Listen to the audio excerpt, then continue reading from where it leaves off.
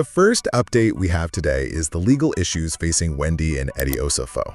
So, you might have heard the couple was arrested recently. Yeah, on fraud charges linked to what authorities are calling a staged robbery back in April 2024. And the big question right away was, could they actually face deportation back to Nigeria? Well, here's what we know. Law enforcement insiders, folks close to ICE, Immigration and Customs Enforcement, they're saying that right now, no ICE detainers against Wendy or Eddie. Usually, ICE would only step in after a trial if there's a guilty verdict and after any sentence is served. Now, about their status. Wendy came here when she was just 3. Eddie arrived as a minor, and it looks like they're both naturalized citizens. I mean, they voted in the 2024 election, right? And you have to be a citizen for that. But an immigration attorney, Judith DeLuce Montgomery, kind of illustrates a potential hiccup here. She clarifies that while fraud charges themselves don't automatically mean deportation, if criminal activity is proven, the administration could, theoretically, look back at their original citizenship applications. She mentioned this administration has shown interest in denaturalizing citizens if they find grounds, especially maybe those connected to certain political figures. Meanwhile, Eddie's not sitting back. He's hired a pretty heavy-hitting lawyer, Joseph Murtha. Remember him? He represented Linda Tripp, charges dropped, and Officer William Porter, charges also dropped eventually.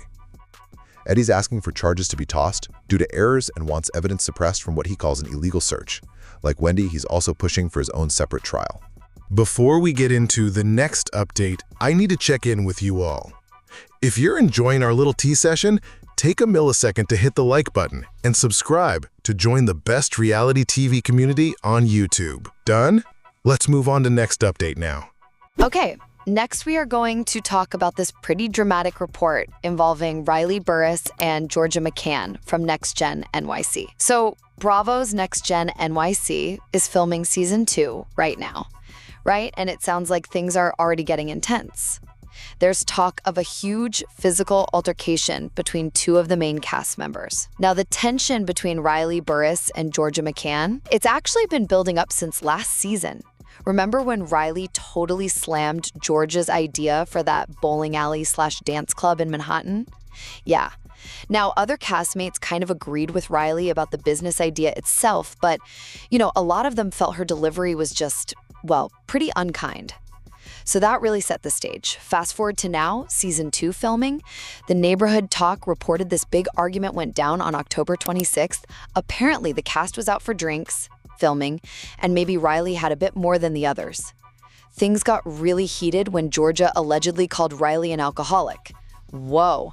And Riley apparently reacted strongly. Reports say she tried to throw a glass at Georgia, had to be held back by other cast members right there. It definitely demonstrates how those old issues are really flaring up this season. Oh, and just for context, Giudice mentioned back in July, she and Riley were doing okay after their own spat last season, and she's trying to be more of a friend on the show, less mom mode. So this was today's update about the alleged altercation between Riley Burruss and Georgia McCann. Let's now move on to the next update. Okay, next we are going to talk about Giudice's recent interviews, kind of shedding some light on where things stand with her family, her thoughts on Housewives casting, and some personal stuff too. So it looks like production might be starting up for season 2 of Next Gen NYC, which, Gia is expected to be part of. And she's been doing the rounds, popping up on SiriusXM's Page 6 Radio and the Julia Cunningham Show, talking about all this. Right, so first off, the big question. The family drama between her mom, Teresa, and Joe and Melissa Gorga. Gia mentioned she's really hoping for some peace, respect, maybe finding a happy medium there. She's still super close with her dad's side after the divorce, but admits things with her cousins are not really good. She kind of clarified it just got difficult with how crazy everything got on Housewives. And speaking of RHNJ, she talked about the show's future. Gia thinks adding new energy is good, but she definitely cautioned against a total cast change-up. She feels it's tough for fans when everyone is new. She kind of illustrates this by pointing to the New York cast, icons like Luann, Sonia, and Ramona, saying you need those old ones to keep the show grounded while adding new faces. She even wished folks like the twins, Teresa and Nicole, and Dina Manzo had stuck around longer. On a more personal note, Gia gave a clear update. She's, quote, moving out in 2 weeks to Jersey City. She seems really ready for it, explaining that doing special forces kind of gave her the confidence boost she needed for this next chapter.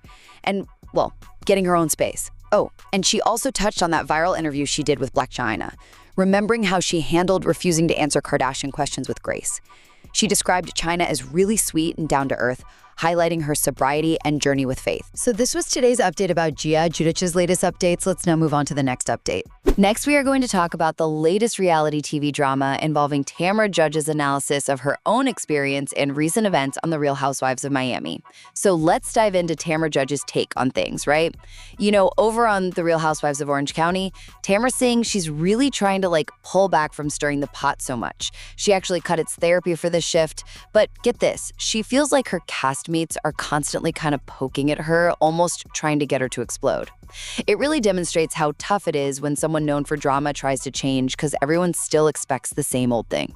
Okay, so using her own experience as a lens, Tamra and her co-host Teddy Mellencamp recently discussed all the craziness happening on The Real Housewives of Miami. Specifically, they got into that whole mess with Adriana Demora. Remember she called Kiki Bart ratchet and then later tried to walk it back saying she meant wretched? Yeah. Well, Adriana apparently made things worse by bringing up racism, kind of implying Kiki thought she was racist for using that word. But Kiki shut that down immediately, saying she never accused Adriana of racism, not on camera, not off. So Tamra and Teddy basically felt Adriana just played it all wrong. Calling in a friend to vouch for her character, they called that cringe. Tamra even wondered if Adriana just made up the whole racism accusation to defend herself, which, just backfired and made her look worse. And this ties into the shifting friendships on the show, right? Around the same time all this was going down with Adriana, Julia Lemagova seemed to kind of step back from that friendship. Instead, she was seen getting cozy with Marisol Patton and Alexia Napola. Tamra called them the cool girls. Teddy pointed out Julia apparently said it was just hard being around Adriana because she's not fun anymore. But Tamra had a theory. She questioned if maybe Julia just jumped ship because she saw how much heat Adriana was getting. You know how it goes. So this was today's update about reality TV drama analysis. Let's now move on to next update. Next, we are going to talk about Garcelle Beauvais' discussion of the moment the Real Housewives of Beverly Hills stopped being fun and a frightening swatting incident at her home. So Garcelle, who's 58, recently opened up about leaving the show. This came months after she first announced her exit, and it really highlights the fallout from that season 14 reunion, especially with her friendship with Sutton Strake ending so abruptly there. Okay, so Garcelle said the breaking point was really that reunion. It became very clear to her then that she didn't have an ally anywhere. And look, she knows reality TV has its bumps, right? But it just wasn't fun anymore, especially after her 18-year-old son, Jax, went through some really vicious online trolling. She respected Jax's feelings about not wanting to be part of it, even though her other son, Jaid, was apparently okay with sticking around. Now, separate from all that, she shared this absolutely terrifying story about being swatted. She'd taken 11 teenagers, mostly Black kids, to her beach house, but she got this feeling they needed to leave, so they went back to her main house. Soon after they got home, a neighbor calls her, says the street's shut down, FBI cars are right in front of her house. The neighbor's like, they want your number, but Garcelle, thinking about, being a Black woman in that situation, just said, don't give my number. About 20 minutes later, the neighbor calls back, you've been swatted. Jaid actually explained it to her. It's when someone calls in a fake emergency to get a huge police response, something that happens a lot to YouTubers and streamers. She actually has video of agents with rifles with lights on them. It just illuminates how serious it was. Garcelle said she just kept repeating, thank you, God, we weren't there. You can only imagine the relief. So this was today's update about Garcelle Beauvais' dramatic exit and swatting incident.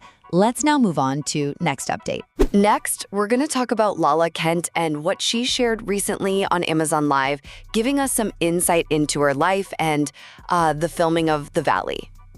She's kind of in the middle of this messy feud with Scheana Shay right now, ever since Scheana accused Lala of not backing her book. But here's the thing, despite all that drama, Lala confirmed their little girls, Ocean and Summer Moon, who are both 4, are still totally friends. Yeah, she said they have a heyday at school and even showed the super sweet note from Ocean saying, I love you, Summer. Lala really stressed that this friendship needs to stay, incubated and protected because, they've known each other basically since they were born. Okay, so moving on to The Valley Season 3, Lala confirmed she will be showing up in some capacity. She illuminated the recent cast trip to Mexico, and honestly, she sounded pretty wiped out. Said she felt exhausted and kind of in a funk just from soaking up all the energy there. Oh, and get this, they're filming a theme party soon. Brittany Cartwright's throwing it, but Lala was bummed she couldn't be Cruella de Vil, because Disney has that on lock, apparently, with the costume restrictions. As for who she's closest to on the cast, Lala named Janet Caperna, Michelle Saunier, and Brittany Cartwright as her safe space. She mentioned her bond with Michelle has grown astronomically, which is nice. But filming sounds like it's had some hiccups. Lala brought up how photos from filming got leaked online, like in real time, while they were still at the location. Totally caught them off guard. So this was today's update about Lala Ken's life and the Valley. Let's now move on to the next update. Next, we are going to talk about Kim Zolciak and the details emerging from her boyfriend Kyle Moritz's divorce case. Okay, so, recent court documents filed in the divorce between Kyle Moritz and his estranged wife, Jillian Green, well, they've brought some pretty massive financial details to light. So Kyle, he's the CEO and managing partner of an investment group called Imperium Blue. Now get this, these court papers used to figure out child support show Kyle's alleged monthly income is around $130,000. Wow. Jillian Green's monthly income, on the other hand, it's listed as just $1,257. And apparently, she hasn't worked outside the home since their 2 kids were born back in 2021.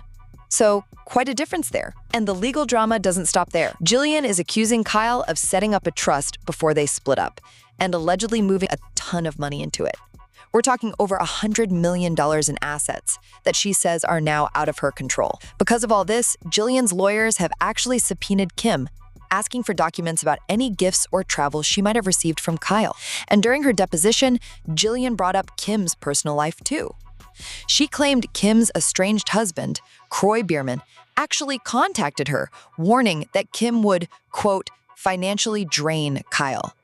Jillian also said she sees Kim's life as being, filled with drama, pointing to Kim's own very nasty divorce. Despite all that's going on, Kim recently went Instagram official with Kyle during a Q&A.